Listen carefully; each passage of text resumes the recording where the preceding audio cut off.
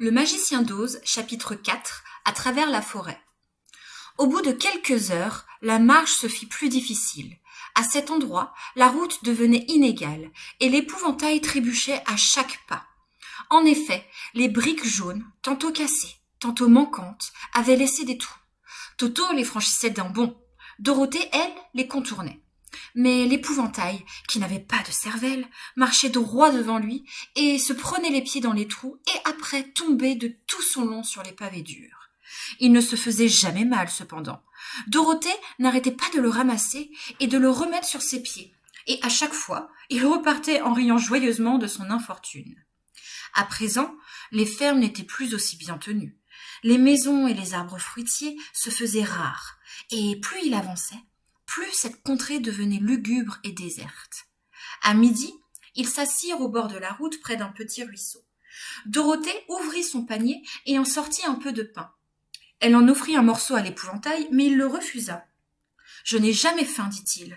Heureusement pour moi, car ma bouche est seulement peinte, et si j'y perçais un trou pour manger, la paille dont je suis bourrée s'en échapperait, ce qui gâterait la forme de ma tête. » Dorothée vit tout de suite que c'était vrai. Elle se contenta donc d'acquiescer d'un signe de tête et continua à manger son pain. « Parlez-moi de vous et du pays d'où vous venez, dit l'épouvantail quand elle eut fini son repas. Elle lui décrivit donc le Kansas, comment tout était gris là-bas, et comment le cyclone l'avait amené jusqu'à cet étrange pays d'Oz.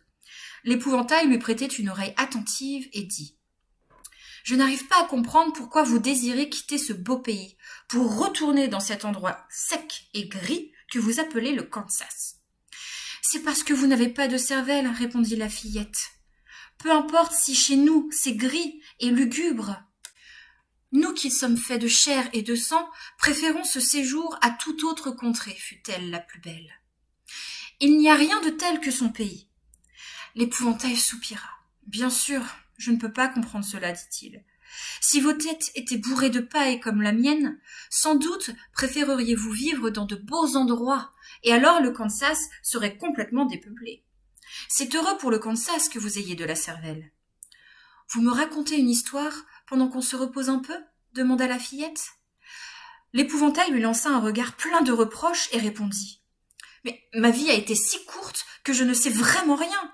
J'ai été fabriquée pas plus tard qu'avant-hier. J'ignore totalement ce qui est arrivé dans le monde avant moi. Par chance, quand le fermier a fabriqué ma tête, il a commencé par peindre mes oreilles, et j'ai pu suivre ce qui se passait. Il y a avec lui un autre Munchkin, et la première chose que j'ai entendue, ce fut le fermier qui lui disait « Que penses-tu de ces oreilles ?»« Oh, elles ne sont pas droites, répondit l'autre. « Aucune importance, dit le fermier, ce sont quand même des oreilles, ce qui, dans un sens, était vrai. Maintenant, je vais lui dessiner les yeux. » Il peignit alors mon œil droit, et dès qu'il eut fini, je me retrouvai en train de le regarder, lui et tout ce qui m'entourait, avec curiosité, car c'était mon premier coup d'œil sur le monde. « Cet œil est assez réussi, » fit remarquer le Munchkin en regardant peindre le fermier. « Le bleu est juste la couleur qu'il faut pour les yeux. »« J'ai envie de faire le gauche un peu plus grand, » dit l'autre. Et quand le deuxième œil fut terminé, j'y voyais beaucoup mieux. Puis, il me dessina le nez et la bouche. Mais je ne dis rien car je ne savais pas encore à quoi servait une bouche. Cela m'amusait de les regarder façonner mon corps, mes bras et mes jambes. Quand enfin ils attachèrent ma tête, je me sentis très fière, car je croyais alors être un homme tout aussi convenable que les autres. « Ce gaillard aura vite fait d'effrayer les corbeaux, dit le fermier. On jurerait un homme. » « Mais c'est un homme, dit l'autre. J'étais tout à fait d'accord avec lui. Le fermier m'emporta sous son bras jusqu'au champ de blé et m'installa sur un grand pieu, à l'endroit où vous m'avez trouvé. Il s'en alla aussitôt après avec son ami, me laissant seule. Je n'aimais pas être abandonnée de la sorte. J'essayais donc de leur courir après. Malheureusement, mes pieds ne touchaient pas le sol et je fus obligée de rester tout seul sur mon pieu. C'était un bien triste sort, car je ne pouvais penser à rien, puisque je venais tout justement d'être fait. Corbeaux et oiseaux venaient en bande dans le champ de blé, mais s'enfuyaient à ma vue en me prenant pour un Munchkin. Cela me faisait plaisir, j'avais l'impression d'être quelqu'un d'important. À plusieurs reprises, un vieux corbeau passa près de moi. M'ayant examiné sur toutes les coutures, il finit par se percher sur mon épaule en me disant Si ce fermier croit me tromper, il s'y prend comme un balai. N'importe quel corbeau de bon sens verrait bien que tu n'es qu'un mannequin bourré de paille. » Puis il sauta à mes pieds et picora tout son soûl.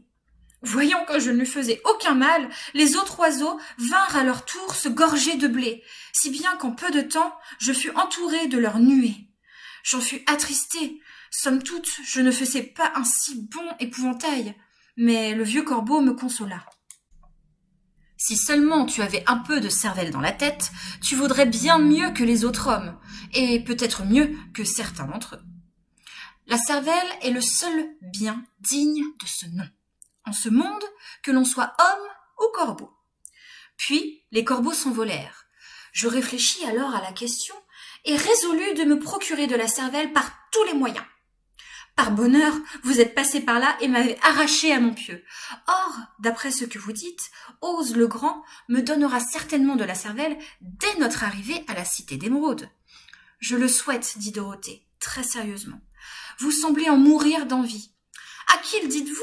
Répliqua l'épouvantail. C'est tellement désagréable de savoir qu'on est un sot. Eh bien, dit la fillette, partons. Et elle tendit le panier à l'épouvantail. Il n'y avait plus de barrière au bord de la route à présent, et le pays était rude et inculte.